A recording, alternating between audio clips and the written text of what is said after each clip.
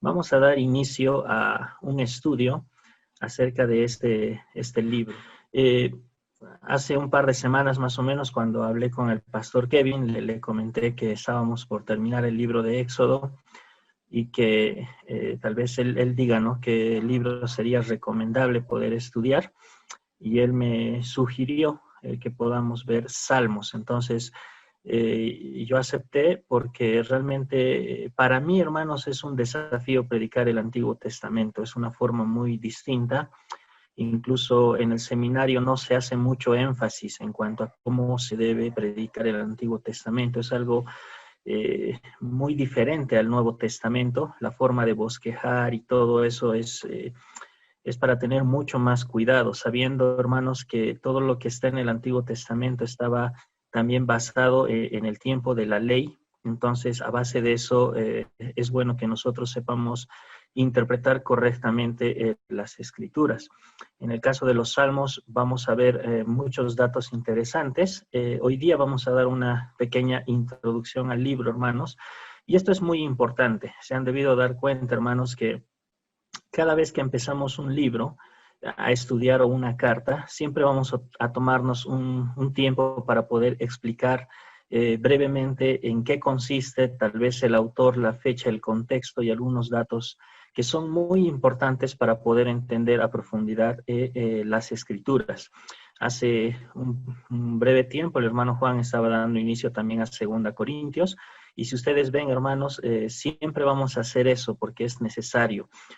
Tratamos de ser muy cuidadosos en cuanto al estudio de la palabra de Dios, y cada vez que iniciemos a estudiar un nuevo libro, siempre vamos a ver algunos detalles que nos gustaría, hermanos, que no se olviden, ¿no? Si es bueno, tal vez recordarles, si pueden tener siempre una libreta de apuntes donde puedan anotar cosas que tal vez no están en la Biblia. Generalmente en una introducción vamos a hablar de algunos términos extra bíblicos, pero son muy importantes y necesarios para poder entender cuando vayamos a desarrollar capítulo por capítulo, versículo por versículo e incluso algunas palabras.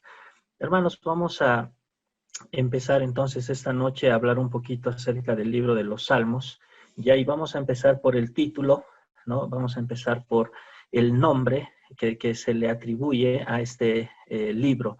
La palabra Salmos, hermanos, fue implementada un tiempo después de que esta escritura fuera completada. En un comienzo, en el texto original, se hacía referencia en el hebreo a alabanzas, ¿no?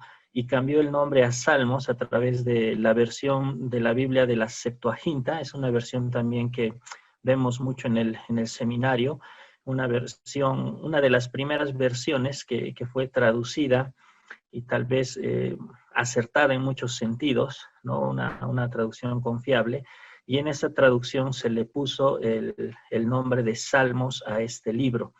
Vamos a encontrar algunos datos que también ya son más recientes, como por ejemplo la división que se hace de este libro, que se lo divide en 5 partes, pero esto ya llega a ser algo mucho más moderno. No nos vamos a centrar mucho en eso, vamos a ver todo lo que data de tiempos antiguos y por qué es que tiene importancia y relevancia tal vez algunas cosas que vamos a ver a través de este estudio.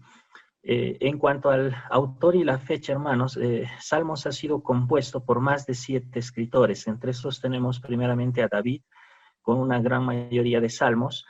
Después tenemos a los hijos de Coré, tenemos a Asaf, tenemos a Salomón, tenemos a Moisés, tenemos a Emán, Etán y otros que no se desconocen, mejor dicho, se desconocen cuál es el autor de algunos salmos.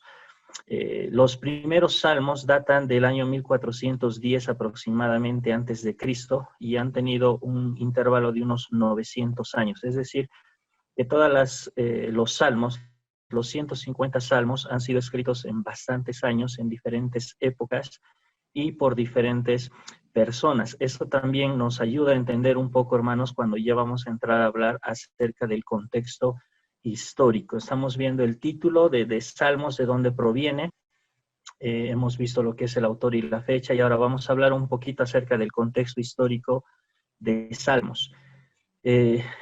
Dentro de lo que es este libro, hermanos, vamos a encontrar dos escenarios principales. Primeramente, encontramos los hechos de Dios en la creación, ¿ya? Y esto incluso lo encontramos a detalle, ¿no? Cuando a Dios se le alaba por lo que Él hizo, ¿no?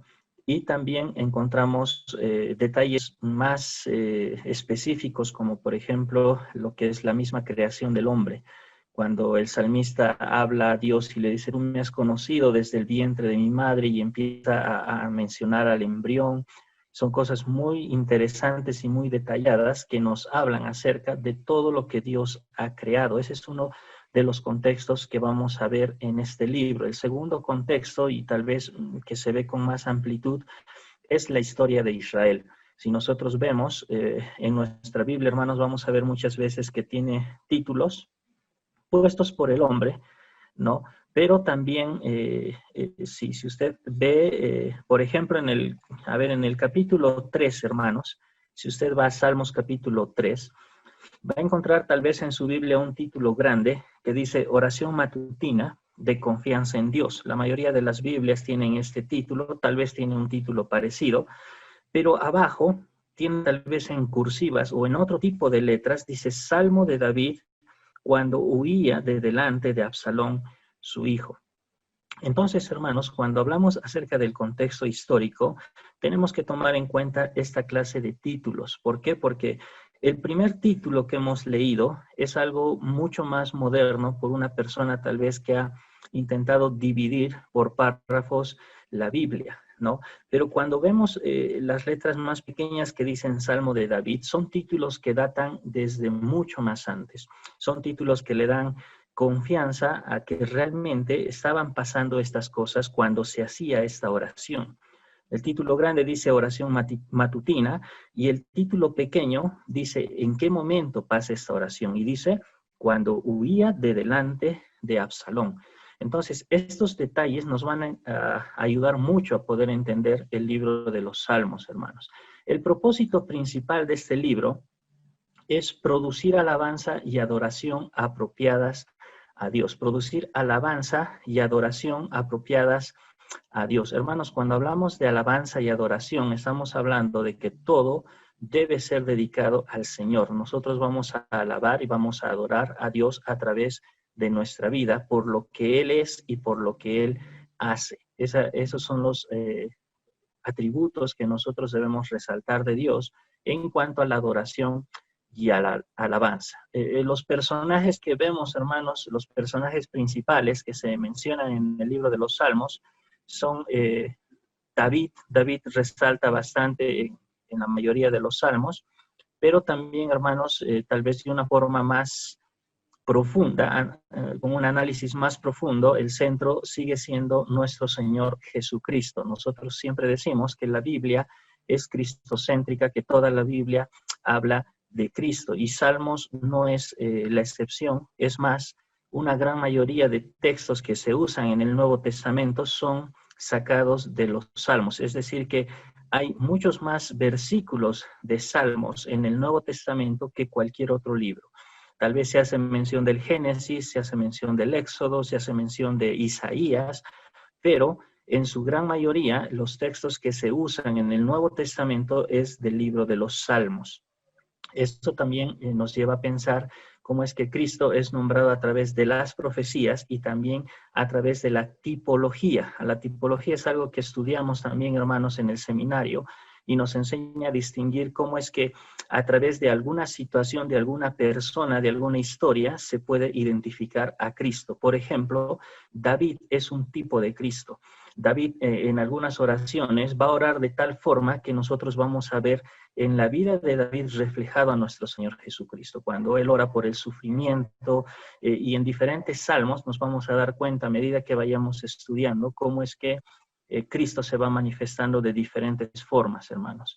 Ahora sí, vamos a entrar un poquito a la parte que nos interesa mucho para poder entender el libro de los Salmos. Y esto, hermanos, es justamente muy, muy interesante porque el libro de los Salmos tiene diferentes tipos de literatura, ¿no? En especial, obviamente, lo que podemos ver con claridad es que los Salmos es poesía. Estamos hablando de literatura poética, pero a diferencia de la poesía castellana que nosotros conocemos y que nosotros hemos aprendido, la poesía hebrea tiene una forma de interpretación diferente, una forma de composición diferente. Por ejemplo, en el castellano se usa mucho lo que es las terminaciones de palabras, ¿no? Digamos, cuando se hace poesía, el primer renglón sí termina con la terminación de Sion, digamos, el segundo también dice Sion o on, y todas las líneas siguientes son de esa forma, o a veces vemos de forma intercalada, ¿no? Eso lo podemos ver y recordar tal vez en pequeños poemas que aprendemos o que nuestros hijos aprenden en el colegio, Día del Padre, Día de la Madre. Si a usted se le viene a la mente algún poema, hermano, hermana, se va a dar cuenta que en la literatura castellana el tipo de poesía tiene que ver mucho con las terminaciones, ¿no? Y coincide de esa forma, y de esa forma se vuelve elegante la poesía. Sin embargo, hermanos, en el hebreo, en el idioma que fue escrito los salmos, no se hace en castellano, sino más se hace referencia a lo que es el paralelismo lógico. La poesía hebrea está basada en el paralelismo lógico. ¿De qué estamos hablando, hermanos? Estamos hablando de diferentes tipos de poesía, ¿no?, que vamos a encontrar en este libro. Y primeramente vamos a hablar acerca de los sinónimos, ¿no? El primer tipo de poesía que encontramos es de los sinónimos. Salmos capítulo 2, versículo 1, hermano, le voy a pedir que vaya a su Biblia. Vamos a ver algunos versículos para ver ejemplos y para poder entender a fondo de qué estamos hablando. Cuando hablamos acerca de poesía basada en sinónimos, estamos diciendo de que la primera frase es muy parecida a la segunda, ¿no? Esto puede darse en un mismo versículo, como puede darse en 2 o 3 o 4 versículos. Recordemos, hermanos, que la Biblia ha sido dividida por versículos simplemente por una persona que mucho antes quiso hacer negocio a través de las escrituras. Esa persona que hizo la división de versículos lo hacía justamente para vender, ¿no? Y se vendía la palabra de Dios por versículos. Entonces, esta es la razón por la cual nosotros no podemos regirnos y decir que un versículo es solamente un significado. Puede haber variación en cuanto a agrupar 1, 2 o 3 o más versículos. Pero cuando hablamos, hermanos, de los sinónimos, podemos ir a Salmos capítulo 2, versículo 1, y ahí tenemos un claro ejemplo de una poesía que está basada en los sinónimos. Dice, ¿por qué se amotinan las gentes y los pueblos piensan cosas vanas? Si se da cuenta, hermano, hermana, hay dos conceptos, hay dos preguntas dentro de una sola. Primeramente dice, ¿por qué se amotinan las gentes? Entonces, si nosotros lo volvemos una afirmación, diríamos, las gentes se amotinan, ¿no? Y la segunda dice, los pueblos piensan cosas vanas. Entonces, lo que quiere decir el escritor cuando habla de sinónimos es que estas dos frases tienen mucha relación. Es decir, que la gente se amotina, ¿no? Es lo mismo que decir que los pueblos piensan cosas vanas.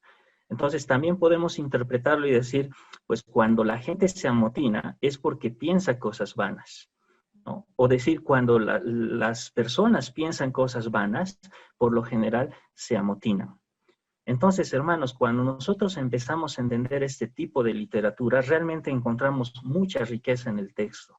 Porque no es lo mismo leerlo de una forma corrida y decir, bueno, son dos preguntas nada más y después vamos a ver el desarrollo, sino que dentro de estas dos preguntas encontramos dos afirmaciones similares que nos van a llevar a estos conceptos. En este caso, como les decía, ¿no? Estamos hablando de la gente que se amotina y estamos hablando de los pueblos que piensan cosas vanas. Entonces, esa es la primera forma en la cual vamos a encontrar muchos textos en la palabra de Dios y en exclusivo ahora en el libro de los Salmos. La segunda, hermanos, es del tipo antitético.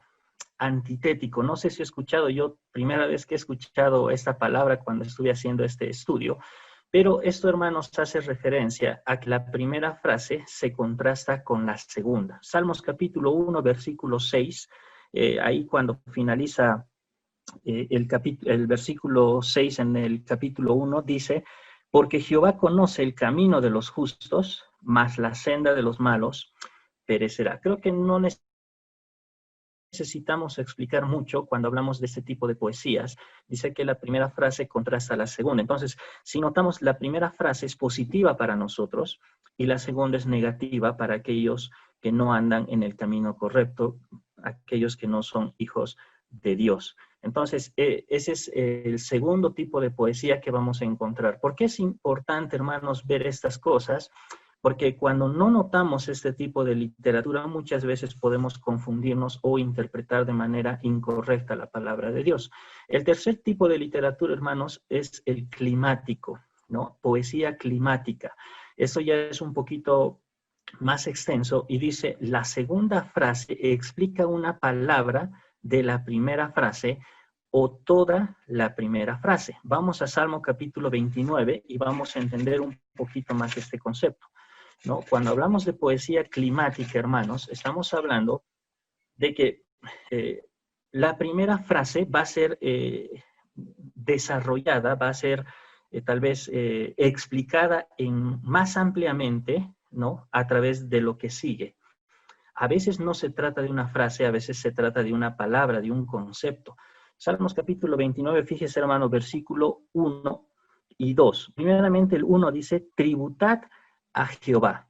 Esta sería la primera frase, tributad a Jehová, oh hijos de los poderosos. Es decir, hay que rendirle tributo, ¿no? A Dios. Seguidamente dice, dad a Jehová la gloria y el poder. Versículo 2, dad a Jehová la gloria debido a su nombre.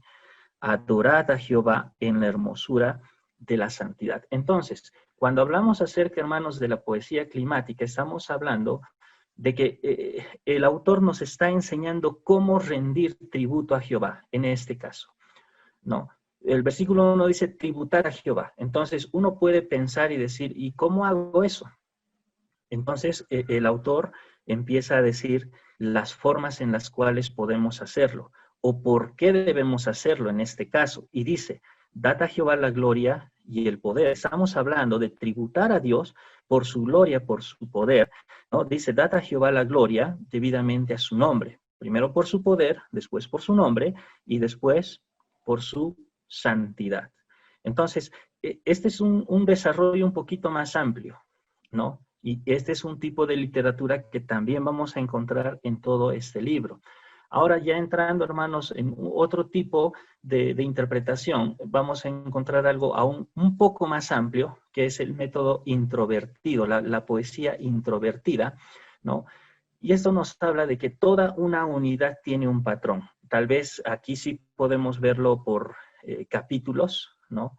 Y más ampliamente podemos ver que se aplica de la manera de un acróstico o de una manera alfabética, pero basado en el hebreo. Hermanos, la poesía en el hebreo era también conocida y era un método de poder enseñar y retener lo que eran las escrituras. Cuando se usaba el tipo acróstico, creo que entendemos el significado de eso, agarramos una palabra, ¿no? Y empezamos a desglosar letra por letra, como dándole algunos atributos. Digamos, podemos poner la palabra amor en horizontal y empezar a decir, ¿qué es amor? ¿No? Entonces, de la A sacamos apacible, ¿no? De la M sacamos misericordioso, y así sucesivamente podemos dar un concepto más amplio a la palabra amor. Esto se usaba también en el libro de los Salmos, se usaba en la literatura poética de este tiempo en el hebreo. Ahora, en los Salmos, hermanos, vamos a encontrar esto y también vamos a encontrar lo que es el orden alfabético. Sin embargo, como nosotros tenemos la traducción, no lo vamos a notar. No es algo que lo veamos fácilmente. Sin embargo, hermanos, podemos ir a Salmos capítulo 2, versículo 1, y ahí le voy a explicar un poquito en qué consistía esto de la poesía introvertida. Salmos capítulo 2, versículo 1, mire, dice la palabra de Dios. Ya hemos leído este versículo, dice, ¿por qué se amotinan las gentes y los pueblos piensan cosas vanas? Versículo 2, se levantarán los reyes de la tierra tierra y príncipes consultarán unidos contra Jehová y contra su ungido, diciendo, y sigue la lectura. Cuando leemos el versículo 1, hermanos, nos damos cuenta de que el versículo 2 empieza a desarrollar esa pregunta, pero no hay ninguna relación de letras de alfabeto. ¿Por qué? Porque está traducido al español. Sin embargo, hermanos, en el texto original sí, hay una terminación en una consonante y el versículo siguiente empieza en esa misma consonante. Entonces, esto también acostumbraban a hacer en este tiempo, en esta literatura. El Salmo 119 es un ejemplo bien claro, hermanos, de lo que es la poesía en orden alfabético. Si vamos al Salmo 119, usted va a poder ver que tiene pequeños títulos y está dividido por secciones. Por ejemplo, dice excelencias de la ley de Dios, Salmo 119, y el primer título dice Aleph.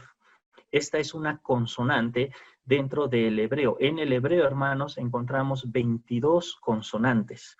¿Ya? Entonces, este es un orden de las consonantes y por eso es que llevan este título, ¿no? Si usted alguna vez se ha preguntado qué significan o a qué hace referencia cada título, que ahí dice Aleph, en el versículo 9 dice Bet, en el versículo 17 dice Gimel, en el versículo 25 dice Dalet, y así sucesivamente, nos podemos dar cuenta que son consonantes del hebreo. Entonces, hermanos, estas técnicas se usaban también en aquel tiempo y han sido también de esta forma escritas, en este caso, el libro de los Salmos. Todo esto, hermanos, es muy importante tomar en cuenta, ¿no?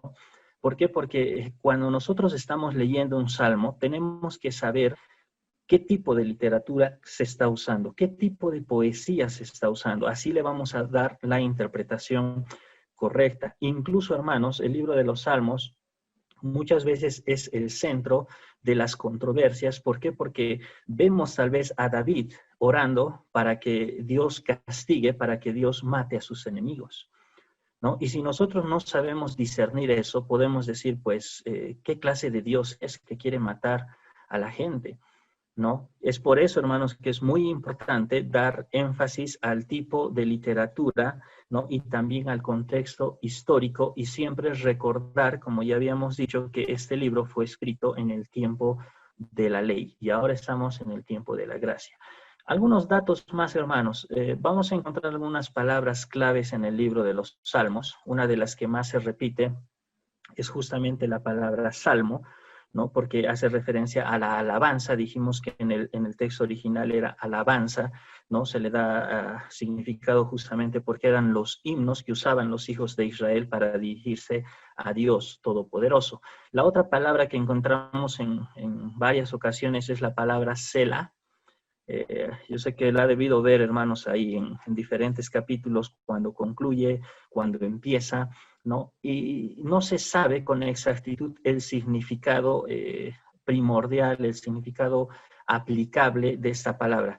Su significado en el texto original es elevación, ¿no? Lo que significa esta palabra es elevación. Algunos dicen que hace referencia a la elevación en cuanto a los pensamientos de Dios. Es decir, Dios va a elevar sus pensamientos y nosotros vamos a leer de esa forma su palabra.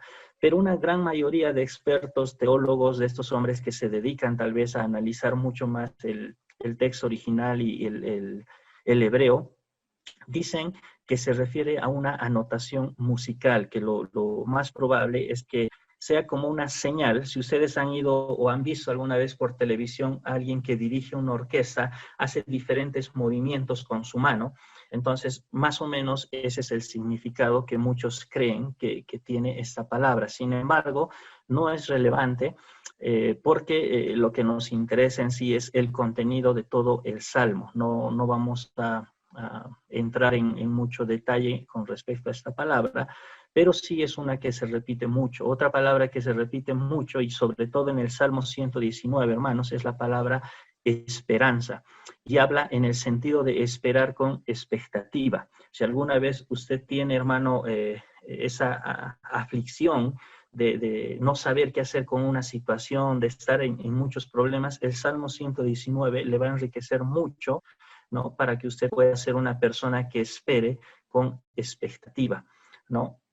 Otra de las palabras que se usa mucho en este libro es la palabra ley, ¿ya? Pero no está hablando específicamente solo de la ley de Moisés, sino se refiere a la ley de Dios, es decir, a todo lo que Dios ha ordenado. Cuando nosotros leemos, hermanos, la palabra ley, lo que nosotros debemos hacer para aplicarlo a nuestra vida es cambiarlo por escrituras o por Biblia, ¿no? Cuando leemos Josué 1:8, por ejemplo, dice, ¿no? Nunca se aparte de tu boca este libro de la ley. Entonces yo te diría, hermano, que nunca se aparte de tu boca la palabra de Dios.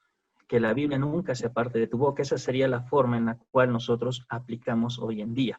Otra de las palabras que resalta mucho en Salmos es la palabra verdad, y hace referencia a que Dios quiere y espera un pueblo que ande en la verdad. Si nosotros sabemos y hemos conocido, ¿no? La historia del pueblo de Israel, sabemos que muchas veces se ha equivocado y Dios ha sido muy misericordioso con ellos, y lo que Él deseaba para su pueblo es que ellos anden en verdad. Estas serían las palabras principales, hermanos, que vamos a encontrar en el libro de los Salmos, ¿no? Y ahora vamos allá para terminar ver los tipos de salmos. Así como hemos visto el tipo de poesía, podemos decir que en tipos de salmos, primeramente tenemos los salmos sapienciales.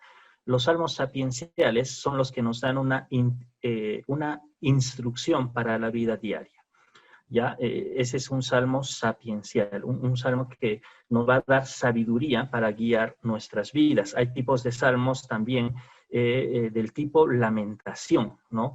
Que hablan acerca de meditar sobre los dolores de la vida. Eso también lo vemos a través de la misma vida de David, por ejemplo. Otro tipo de salmos es la penitencia, que nos habla acerca de la pena del pecado, que nos habla acerca del castigo, de lo que Dios no quiere en nuestras vidas, es decir, el pecado. Otro tipo de salmos que encontramos es de la realeza, y esto nos habla acerca del carácter de Dios, del gobierno de Dios, de la soberanía de Dios. Y por último tenemos lo que es las acciones de gracias, ¿no? Acción de gracias hace referencia a lo que es, ya dijimos antes, lo que es alabanza y adoración a Dios, por lo que Él es y por lo que Él hace. Esto es lo que vamos a encontrar en este libro, hermano, hermana. Vamos a tratar de dividirlo correctamente. Tal vez va a haber días que vamos a estudiar varios versículos y otros que vamos a estudiar pocos, pero no queremos dividir de manera incorrecta este libro para que pueda ser también de provecho para nuestras vidas. Algunos datos curiosos, hermanos, como les decía, tal vez de los Salmos, es que estos títulos pequeños datan de mucho tiempo atrás, ¿no? Que está en su Biblia, cuando hace referencia a algún momento histórico, y hay 116 títulos en los Salmos, hermanos. Casi una gran mayoría de los Salmos tienen títulos que son no puestos recientemente, sino ya desde casi su mismo origen, ¿no? Y otra cosa, hermanos, que también es muy importante recalcar es que este libro, más que cualquier otro, nos va a mostrar el carácter de Dios. Es decir, si nosotros queremos conocer a Dios, al Padre específicamente, vamos a encontrar mucha riqueza en este texto de cómo es Dios, cómo piensa Dios, cómo obra Dios, ¿no? Y muchas características de Él. Entonces, hermanos, yo le animo que a través de este estudio nosotros podamos entender a cabalidad lo que es este hermoso libro, y que nos desafiemos, hermanos, a que también en casa podamos estar leyendo y así podamos venir con un corazón preparado. Yo lo que siempre aconsejo a los jóvenes, digamos, en un discipulado o en una misma prédica, es que lean con anticipación lo que ya vamos a estudiar, ¿no? Y mejor si leemos todo el libro. Tal vez Salmos es muy amplio, pero sería muy bueno, hermanos, que si nunca lo hemos leído, lo hagamos, porque el leer todo el libro, incluso más de una vez, nos da mucho entendimiento, nos aclara mucho las dudas. Cuando vamos poco a poco y no entendemos tal vez lo que había antes o lo que había atrás, a veces nos perdemos en el estudio de la palabra de Dios. Entonces, hermanos, tomando en cuenta todas esas recomendaciones, tomando en cuenta que este libro fue escrito en el Antiguo Testamento, Yo les animo a que desde la siguiente semana podamos empezar a estudiar el Salmo capítulo 1. Es un salmo muy hermoso y tiene mucho contenido. Después de yo haber visto todos estos detalles, hermanos, que tal vez no conocía muchos de ellos, me puse a leer para ver, ¿no?, el impacto que podía causar la palabra de Dios, conociendo un poquito lo que es la misma literatura, y me di cuenta, hermanos, que hay muchas cosas que se pueden desarrollar versículo por versículo incluso, ¿no? Va a haber ocasiones, como le decía, que nos vamos a quedar en 1 o 2 versículos, porque encontramos tanta riqueza en la palabra de Dios que no es conveniente correr, no es conveniente dar una lectura rápida y pasar rápidamente a otro capítulo. Tal vez vamos a estar mucho tiempo en este libro, tal vez más de un año, no lo sé, imagino que sí, pero yo le animo, hermano, hermana, que usted pueda estar siempre en las reuniones. De todas formas, vamos a hacer lo posible y les rogaría, hermanos, ya para terminar este tiempo, que siempre puedan hacerme recuerdo de grabar. Muchas veces me olvido de grabar, no es que no quiera hacerlo, sino que me olvido. No estoy acostumbrado a eso y el objetivo de grabar es justamente subirlo también a la página, al WhatsApp, para que los hermanos que no han podido estar puedan escuchar las prédicas de, en este caso, del hermano Juan y de mi persona. Por favor, hermanos, les pediría siempre ese detalle, pero también, hermanos, que no nos confiemos o no busquemos una comodidad por esto, ¿no? Es decir, bueno, si siempre va a estar ahí, entonces no entro a las reuniones y cuando quiero escucho las prédicas. No es lo que queremos, no es lo que buscamos, hermanos. ¿Qué mejor sería que siempre puede estar presente? Pero si en alguna ocasión no lo está, queremos dejar ese material para que ustedes también puedan analizar y puedan seguir el estudio y no se pierdan en cuanto a la secuencia que estamos llevando. Solamente eso, hermanos, quiero animarles una vez más, que el Señor bendiga su palabra y que ustedes puedan estar siempre leyendo en sus casas, y ya desde el siguiente miércoles vamos a desarrollar el capítulo 1. Vamos a orar y terminamos con este tiempo. Señor, te damos gracias por este día, gracias, Señor, por todos mis hermanos. Gracias, Señor, por este nuevo desafío, Señor, para todos nosotros de poder analizar, estudiar más ampliamente, Señor, este libro tan hermoso que tú has puesto en tu palabra. Señor, te pedimos que nos ayudes, que nos des mucha sabiduría, que, Señor, tu Espíritu Santo siempre sea guiando, Señor, para que no demos una interpretación incorrecta y que siempre, Señor, salgamos edificados. Ayúdanos a aplicar todo lo que vamos aprendiendo, Señor, de tu palabra, y también, Señor, pedirte que siempre limpies nuestros corazones, que siempre podamos tener una plena comunión contigo, Señor. Te amamos y te agradecemos por este tiempo. En nombre de Cristo Jesús. Amén. Dios les bendiga, hermanos.